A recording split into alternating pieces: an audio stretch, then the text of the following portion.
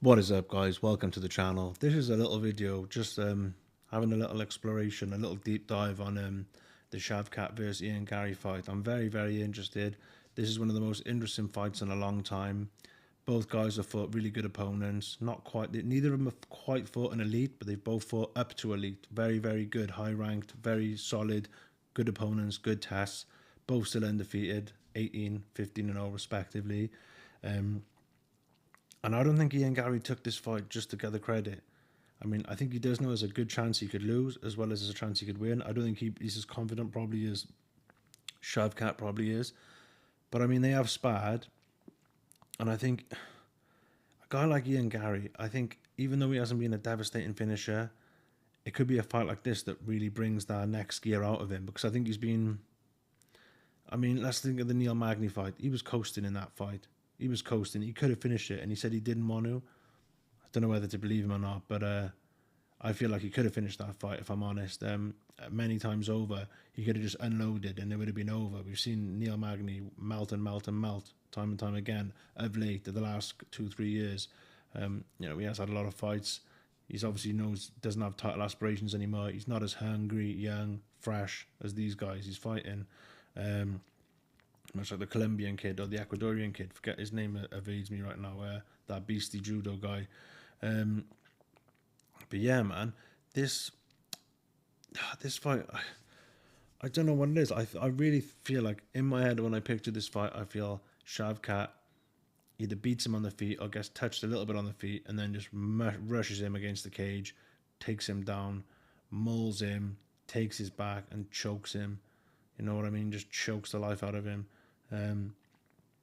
But like I said again, Ian Garry's taking this fight for a reason. I am super pumped for this fight. I mean, Shavkat just seems like an unstoppable human being.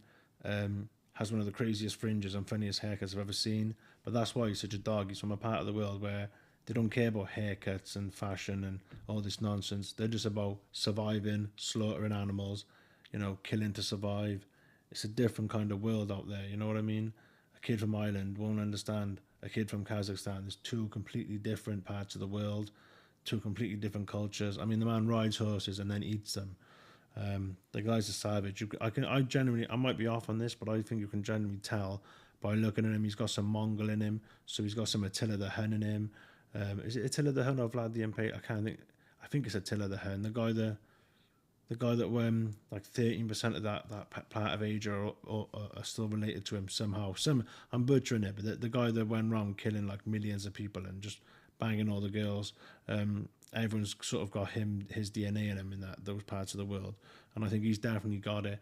Man, I'm super pumped.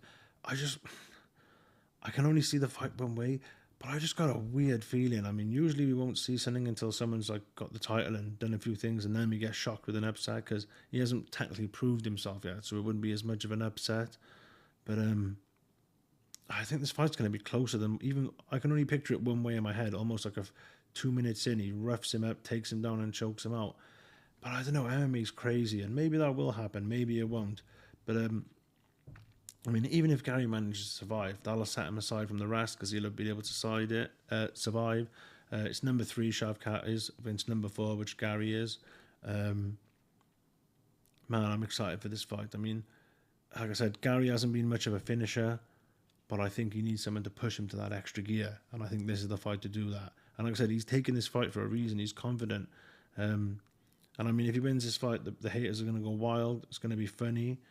He brings some of it on himself with the way he is, but I think he's become a bit more endearing as of late.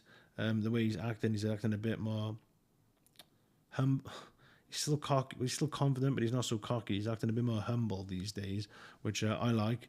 It seems a bit more focused, and man, I'm super pumped for this fight. I cannot wait. Yeah, that's all I got to say on it really. But and the main event, I'm pumped for that too, to see what this Japanese kid can do. But hopefully he doesn't do any illegal shots because he's used to kneeing him on the ground in the head in a Ryzen. So yeah, man, that's all I got for this video. I'll catch you guys in the next one. Peace. And now let me know in the comments what do you think this fight's going to look like? How do you think it's going to go? How do you picture it when you've envisioned it in your head? How do you see the fight going? Yeah, that's it. Catch you guys in the next video. Peace.